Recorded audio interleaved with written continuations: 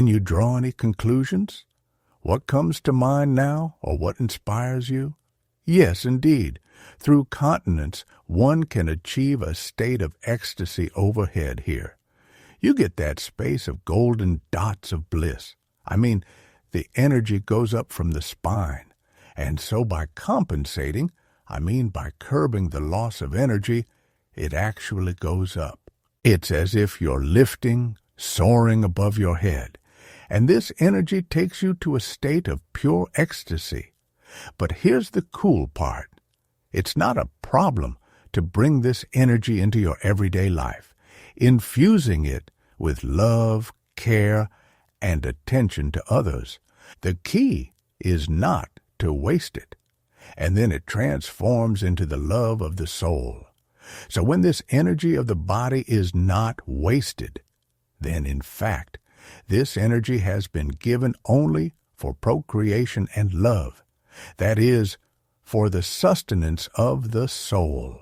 This incredible energy empowers the soul, inspiring a profound responsibility to care for others, serve, and do good in the world.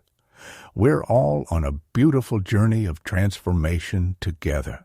Both men and women can experience this energy and express their souls without wasting it.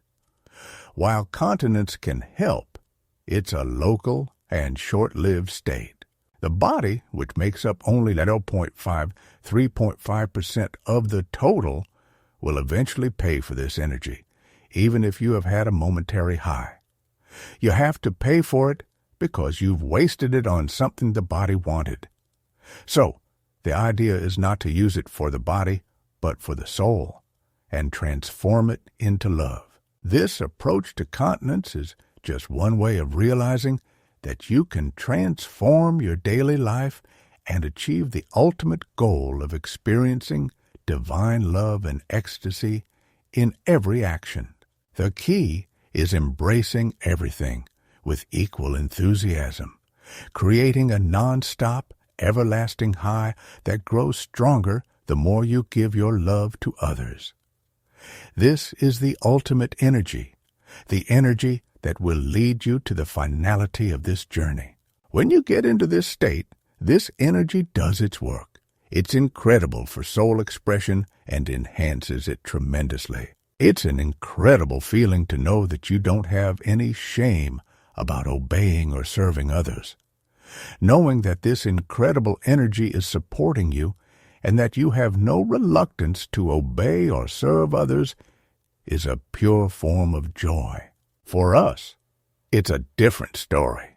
We struggle to find joy in service and submission without this energy's support. We may not fully embrace it from an ego perspective, so we miss out on the higher quality energy that could truly make our service a source of joy. Those who embark on near-death experiences, whether clinical or comatose, often find themselves drawn to ministry upon their return. Once focused on worldly pleasures, their newfound energy is now dedicated to serving others. Seeing how they give up their old lives and embrace a ministry life is incredible. This energy is a testament to the power of service and the love of the soul. It's a beautiful journey of self-discovery and the manifestation of divine attributes. This is my conclusion, and I'm excited to see what the future holds. Indeed, from continence comes divine ecstasy and those points of bliss. But that doesn't mean you fail to express your love in everyday life. No, it has to be used in the manifestation of divine attributes. Once you realize these attributes are no longer a shame or a burden, you'll find it much easier to help others. You'll even look forward to it.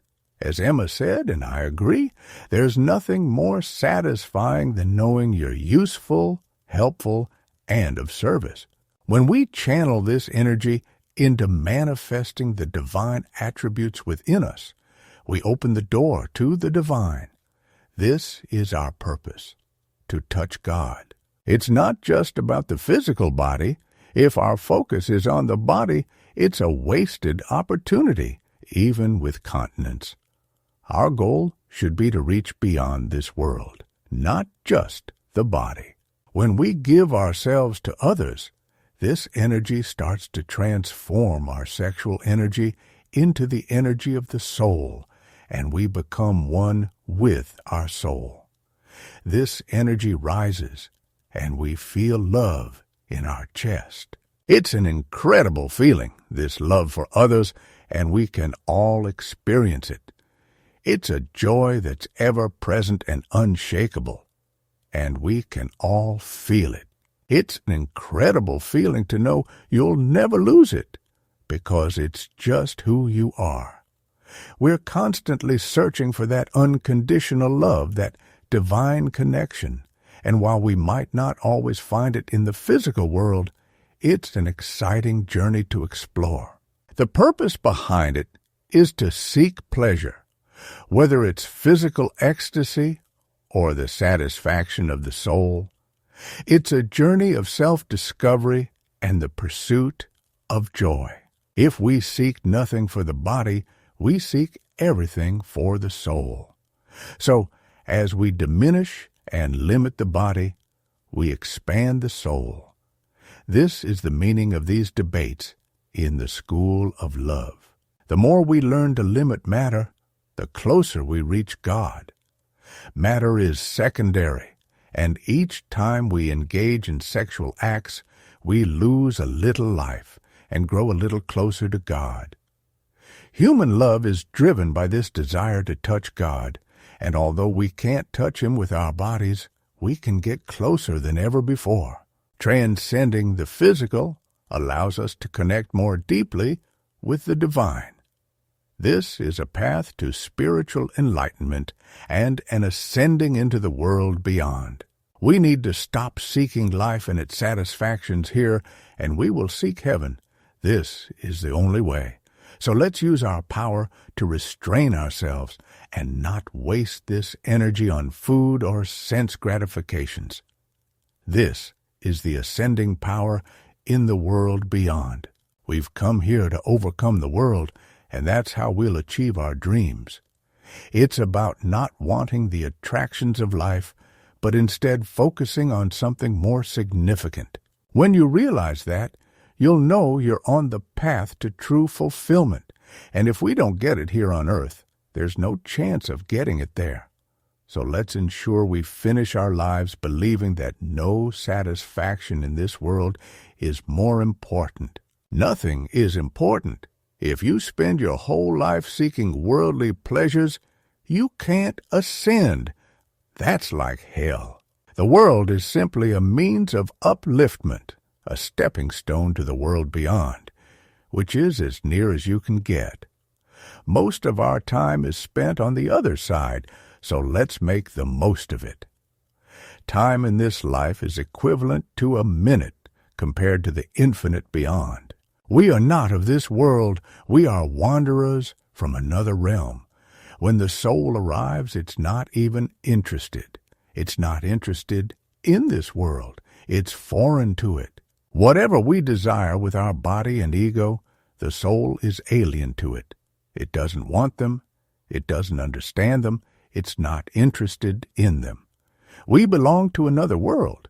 We come from somewhere else. So we are messengers of heaven, angels on earth, and, shall we say, aliens, all of us.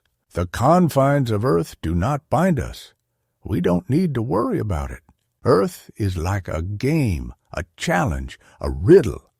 It's a way to get us closer to the Heavenly Father, a springboard to lift us up and out of the world. The stakes are incredibly high here. As the closer you are to Him, the more degrees of freedom you have. We, insofar as we seek the pleasures of the body or of the senses of matter, lose soul and exaltation. We cannot pass into the world beyond the thresholds, and we remain in the lower zone, which is dedicated to those souls who have considered the matter the most essential thing in life. No, These moments of physical satisfaction are the pinnacle of our existence. When we leave our bodies, we will be shown that matter is insignificant compared to the infinite possibilities of the soul. And then, bam, you feel a little bit. The soul ticks or unticks itself and returns to the vibration it deserves. We only grow in vibration when we reject the world and lose vibration, lose soul to the extent that we seek the joy of the senses.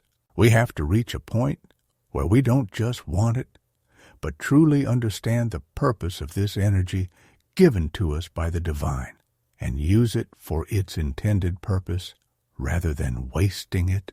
I know that for the last 100 years, when this feminism came in, this stimulation of continuous sexual closeness, by all means, is a method of mass extinction, because the masters of the world know very well that we waste vital energy and die quickly. They stimulate us to live life to the fullest through eating well, consumerism, owning a home, and having nice cars and clothes. In every way, they encourage us to live life to the fullest. As Mircea said, there are beings in the lower planes that feed on the energy we give up, so we have to stop giving up life on the matter and save lives if we want to live and survive on this earth and use the time spent here for ascension. We have not been given this time to waste on matters, but not to want matters. It's the only way to ensure our ascension hereafter, and it's been this way since the beginning. Every wise person has always said this. The Holy Fathers, the Egyptian patristic, the Philocalypse, and all the saints point this out. The only way to approach the divine is not to want the world. Just as the Indians say, net, net, net. Neither this, neither that. Neither this, neither that is not me. Nothing in this world is me. What are you doing there? Why do you want it?